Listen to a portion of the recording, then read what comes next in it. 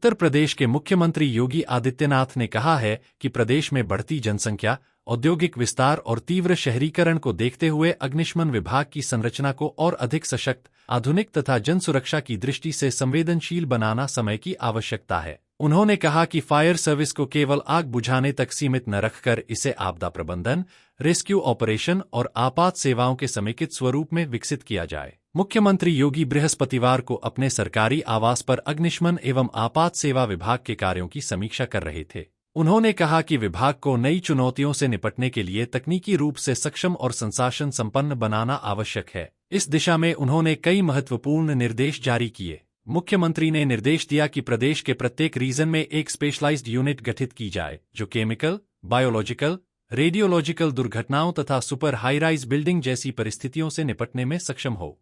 इन units को अत्याधुनिक उपकरणों और विशेष प्रशिक्षित जनशक्ति से सुसज्जित किया जाएगा।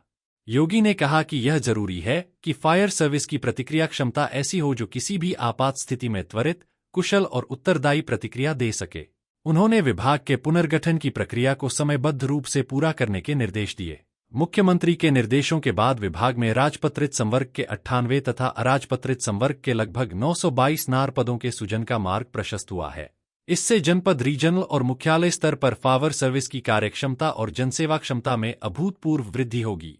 साथ ही विभाग की प्रशासनिक क्षमता और वित्तीय पारदर्शिता को बढ़ाने के लिए प्रत्येक जनपद में अकाउंट कैडर स्थापित किया जाएगा। योगी ने राज्य अग्निशमन प्रशिक्षण महाविद्यालय में अतिरिक्त पद सृजित कर प्रशिक्षण और अनुसंधान की गुणवत्ता में सुधार करने पर भी जोर दिया। मुख्यमंत्री ने कहा कि प्रत्येक जिले में फायर और आपात सेवाओं को त्वरित उपलब्धता सुनिश्चित की जाए। उन्होंने एक्सप्रेसवे पर बढ़ती दुर्घटनाओं को देखते हुए निर्देश दिया कि हर 100 किलोमीटर की दूरी पर एक छोटी फायर चौकी स्थापित की जाए, जिसमें फायर टेंडर सहित सभी जरूरी संसाधन उपलब्ध हों। इससे दुर्घटना की स्थिति में गोल्डन आवर के भीतर राहत और बचाव कार्य प्रारंभ किया जा सकेगा।